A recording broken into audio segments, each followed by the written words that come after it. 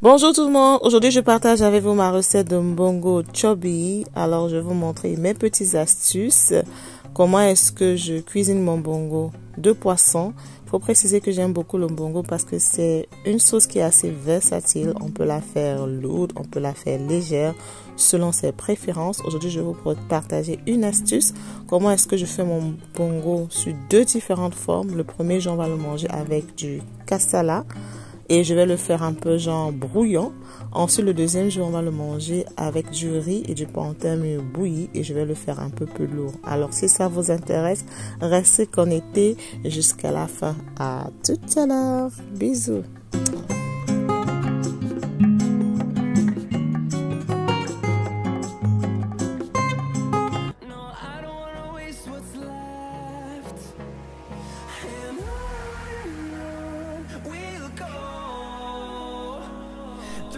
Alors pour réaliser mon mbongo, je vais utiliser de l'oignon. J'utilise de l'oignon rouge et de l'oignon blanc. Ensuite, j'utilise des bell pepper qui est un peu ce poivron rouge qui est assez gros. Voilà. Je remplace ça avec de la tomate. Ensuite, j'utilise de l'ail et du ginger.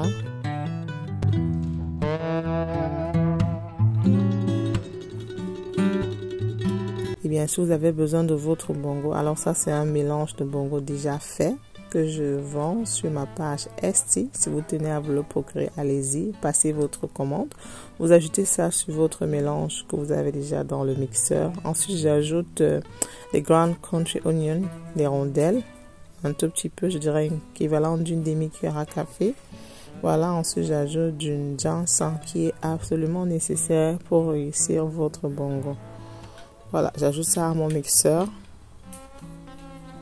Et puis voilà, j'ajoute un peu d'eau et ensuite je mixe le tout.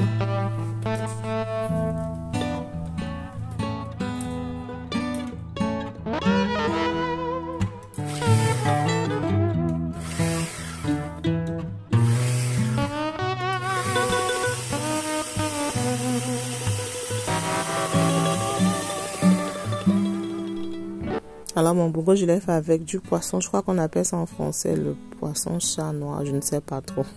En anglais, c'est du pancras. Qui est un poisson qui a beaucoup de chair. Voilà, j'aime beaucoup ça pour faire mon mbongo. Donc, au-dessus de ce poisson, je vais l'assaisonner avec du sel, du cube. Et j'ajoute le mélange de mbongo que je vais écraser. J'ajoute juste un tout petit peu. Voilà, je mélange. Comme je l'ai dit, c'est ma recette à moi. C'est ce que j'aime, c'est comme ça que j'aime le faire. D'autres personnes préfèrent mélanger tout une fois, mettre dans la marmite et bouillir. Moi, je trouve que faire comme ça, c'est un peu plus bon et ça permet au poisson de rester solide et de ne pas s'émietter dans la sauce. Donc, j'ajoute un tout petit peu d'huile. Voilà, et je vais passer ça dans mon plateau cuisson que je vais mettre dans mon four. Voilà. Avant d'ajouter le poisson dans la sauce. Je tiens vraiment à préciser que c'est mon choix à moi.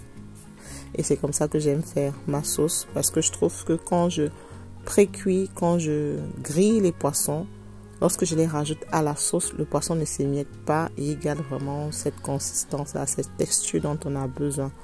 Avant, je le faisais cuire directement dans la marmite avec les condiments du mbongo et je trouvais que mon poisson s'imitait un peu plus. J'ai trouvé cette astuce-là sur le net, notamment sur une chaîne YouTube. Je ne me rappelle plus trop bien le nom de la fille, mais bon, je préfère faire ça comme ça. Donc, j'ajoute mon poisson que j'ai mariné, que j'ai assaisonné dans cette assiette à four et je vais mettre dans le four à 180 degrés pendant 30 à 45 minutes, dépendamment de votre four, bien sûr.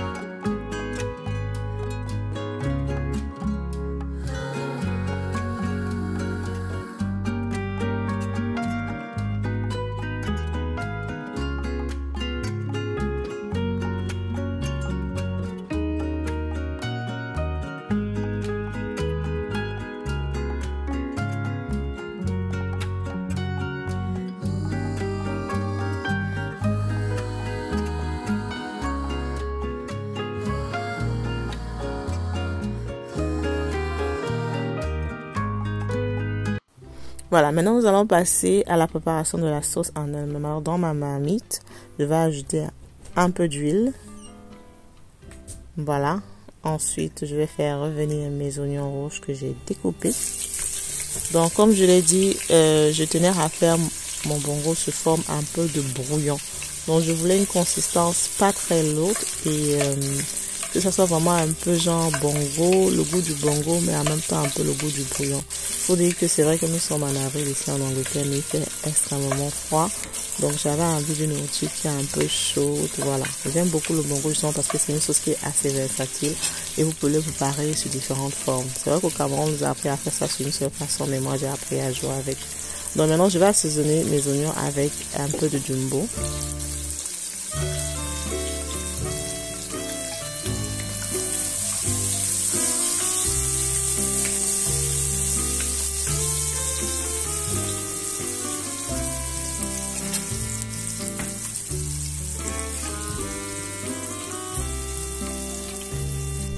Et maintenant, je vais faire revenir dans mon huile le mélange qu'on a écrasé au préalable.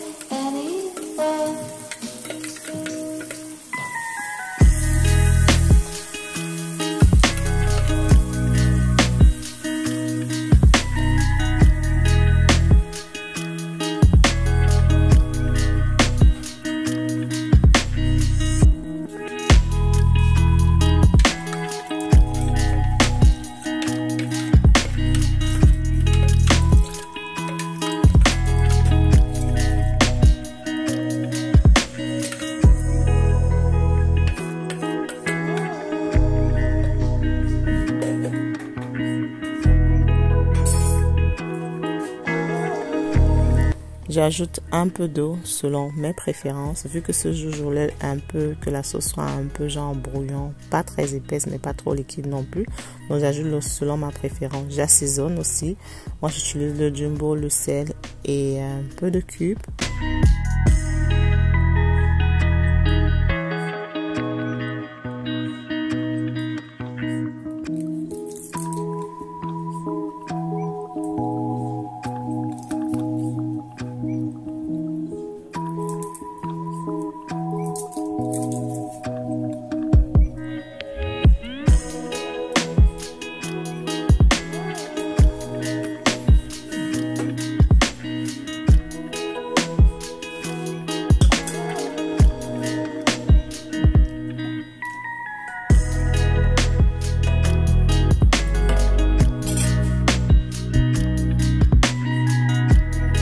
Et maintenant, pour parfaire la cuisson, je vais ajouter ces feuilles. Je sais pas trop comment on appelle ça, mais je crois qu'on appelle ça les feuilles de djom, quelque chose, je sais pas trop.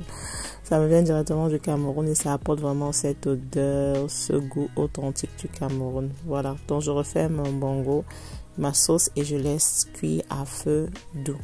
Maintenant, je vais passer à la préparation de mon cassava. Je vais vous montrer mon astuce, comment est-ce que je fais mon cassava. Je vous jure, quand vous allez essayer, vous allez adorer. Ça, comme je dis, c'est mon astuce à moi. Bon, certaines personnes peuvent avoir des problèmes par rapport à ça, mais moi, j'aime. Donc, dans ma marmite, je vais ajouter un sous-plat. Je vais mettre un sous-plat en bas de la marmite, justement, pour empêcher que le cassava ne cuise directement avec le contact de la marmite. Ensuite, j'ajoute mon cassava. Je mets de l'eau à l'intérieur, comme ça.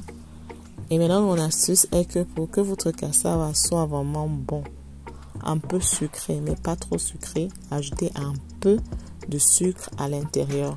Ça, c'est mon choix personnel. C'est comme ça que j'aime ça. C'est comme ça que mon mari aime. C'est comme ça que les enfants aiment. Je le fais depuis bien longtemps et depuis que j'ai commencé à faire ça, j'adore le goût du cassava. Donc, j'ajoute un peu de sucre dans mon mélange pour que ce cassava ait un peu le goût vraiment un peu sucré, très bon, très délicieux. Du coup, tu peux manger ce cassava comme ça, sans même quelque chose. C'est tellement délicieux. Et voilà. Donc, je couvre la marmite et je vais mettre au four pour cuire. Voilà. Maintenant, mon poisson est sorti du four. Il est prêt, comme vous pouvez le constater. Looking delicious, looking yummy. Voilà. Donc, le poisson est prêt. Maintenant, je vais pouvoir rajouter ce poisson dans ma sauce qui est en train de mijoter sur le four.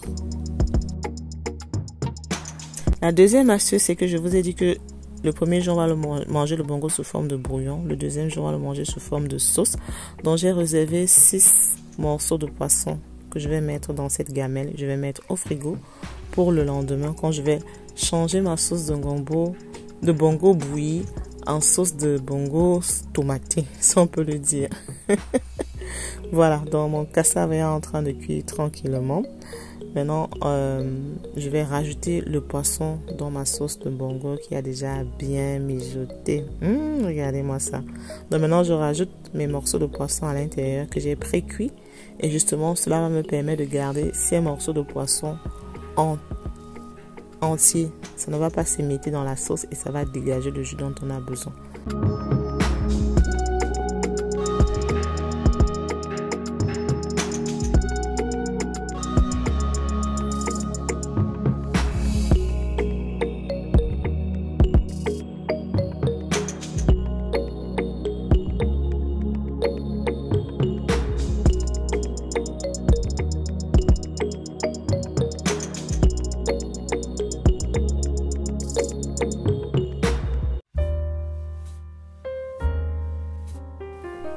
Donc là, j'ai rajouté tous les morceaux de poisson. Je referme ma marmite et je laisse cuire à petit feu.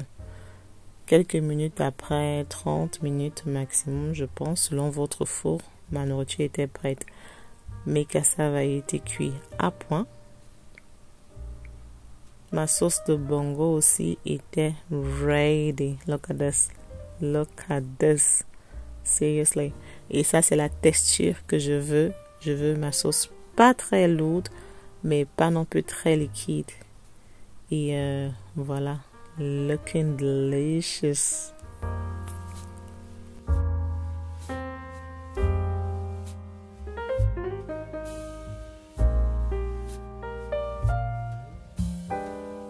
Maintenant, c'est le temps de servir. Donc, je vais servir mon bongo.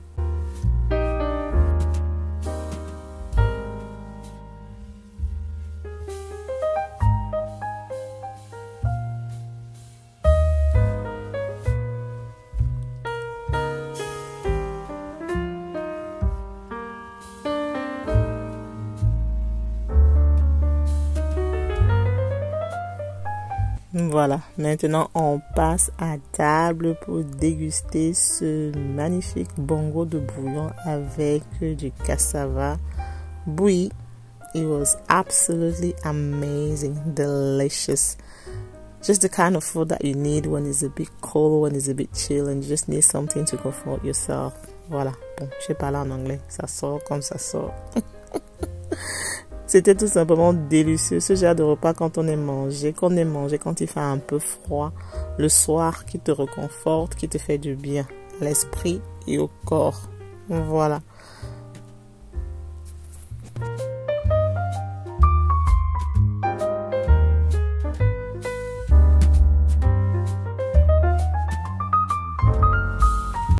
Alors ma troisième astuce, c'est que nous sommes le deuxième jour et j'avais envie de faire le bongo un peu tomaté. Moi j'appelle ça le bongo tomaté. Quand je veux manger mon bongo avec du riz, je le fais un peu tomaté. C'est une forme de sauce tomate, sauce gombo. J'ai d'ailleurs partagé la recette sur ma page Instagram et c'était un succès total. Les filles ont beaucoup aimé et beaucoup ont essayé, ils ont adoré.